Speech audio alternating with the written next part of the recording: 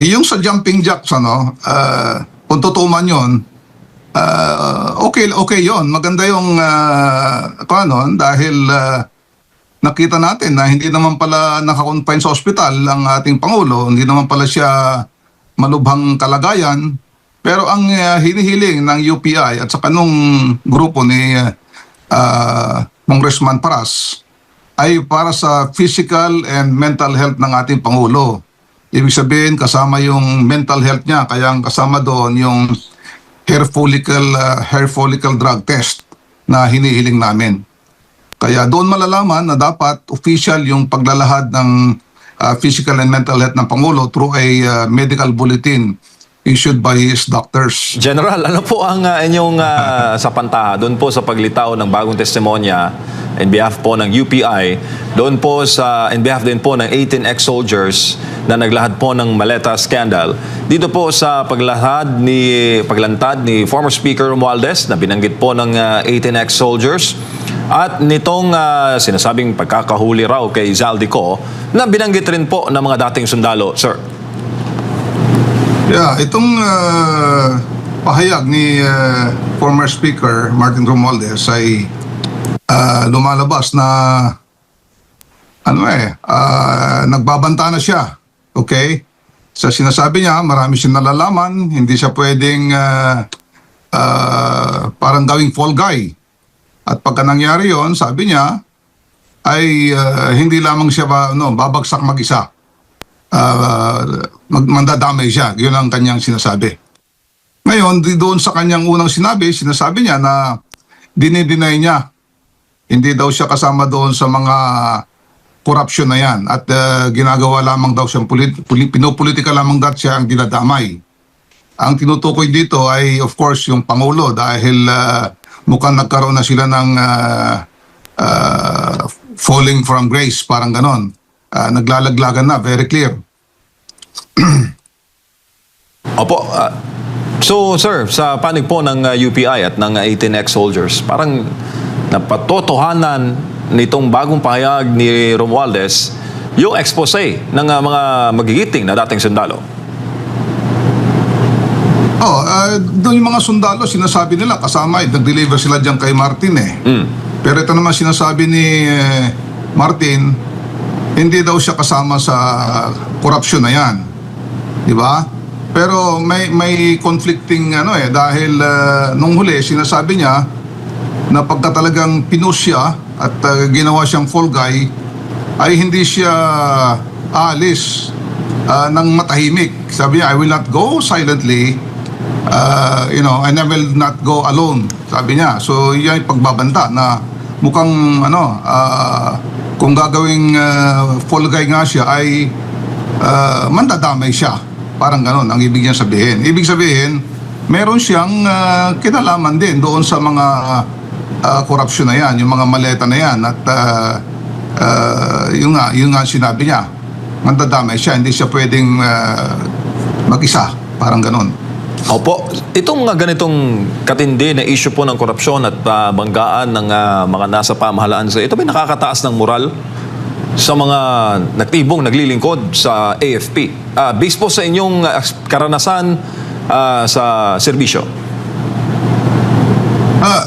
Napakasama nitong nangyayari sa bansa natin dahil alam naman natin na yung mga involved dyan, yung mga congressman, yung mga politiko, yung mga mataas na pinon ng gobyerno ay elected, pinili ng taong bayan para magsilbi sa taong bayan. Okay? Tapos imbis na magsilbi, pinagsasamantalan pa yung taong bayan. Di ba? Hindi na nga sinisilbihan, ninanakaw pa yung pera ng taong bayan. Ganun nangyayari yan. Talagang napakasama nung nangyayari sa atin. So talagang yung mga, hindi lamang yung mga ordinaryong Pilipino, talagang nagagalit dito, kundi pati mga sundalo. Although yung mga sundalo, mga pulis, mga Pilipino rin yan may pamilya rin yan So nararamdaman nila yung hirap ng ginagawa dahil dito sa mga pagkurap-kurap na yan. So hindi lang siyempre makapagsalita yung mga pulis, military dahil nasa serbisyo sila, pero yung kanilang damdamin ay ganon din sa damdamin ng pangkaraniwang Pilipino. Opo, lalo na yung tinatawag ng mga nasa serbisyo, General, na moral, high moral or low moral, lalo pat kung ikaw ang isang sundalo na ipinapadala sa mga misyon, tapos naririnig mo itong ganitong mga mga issue ng di umano'y korupsyon sa pamahalaan, malamang sa malamang mayroon ka talagang maiko-comment dyan, General, kahit sa sarili mo lang na level. Tama yan, dahil itong mga sundalo, lalong yung mga nakadeploy kung saan sa mga lugar, nakakasalambuhan nila itong mga ordinaryong mga Pilipino. Hirap na yung mga Pilipino, di ba? Marami dyan nagkakasakit, namamatay, hindi nagagamot. Marami dyan, hindi nakakain ng tama, di ba? Tapos, namamatay sa baha, mga kasakuna. Samantalang marami naman pera ang Pilipino, marami ng Pilipinas, kanya lang, again, bilyon-bilyon, trilyon-trilyon na ang ninanakaw nitong mga pinagkatiwalaan ng taong bayan. Kaya masama ang loob nila, masama ang loob natin. Opo. Pag-usapan po natin, sir, yung treatment ng mga malalaking personalidad na araw-araw po nating nababasa sa balita na di umano'y sangkot sa korupsyon, compare naman po sa naging trato doon sa 18 ex-soldiers. Ang sisi kasi, General, parang yung mga dating sundalo, halimbawa, nakakita po ng nakawan, ni-report nila ngayon sa mga otoridad. Imbis na aksyon na ng mga otoridad, sila na ang naging suspect. Sila po ang binusisi at tiningnan yung kanilang mga record. Fair, pantay po ba ang treatment, General, dito sa mga nababasa natin, na mga involved sa balita, mga lalaking personalidad, kumpara po sa pagtrato sa mga dating naglingkod sa AFP, na ang concern lang naman ay isiwalat yung kanilang nalalaman sa korupsyon sa gobyerno? Yung nga ang kwento niya, obviously hindi pantay yung treatment nila dahil itong mga dating sundalo na ito ay napagutusan di ba? Na magdala ng mga mali-maleta na basura na yan. Yung palang basura na yan ay pera na milyon-milyon, bilyon-bilyon, So, yung kanilang paglalahad base sa kanilang testimonya ay base sa kanilang personal na naranasan o nakita. Pero sa halip na, pasalamatan itong mga sundalong ito dahil sa ginawa nilang paglalahad na yan para malaman ng Pilipino yung tunay na nangyari na korupsyon, yung extent ng korupsyon na yan, ay sila pa yung parang ginagawang masama Yan ang doon, low moral sa ating mga sundalo. Okay? Ngayon, ang United People's Initiative, dahil dito sa mga ganito na parang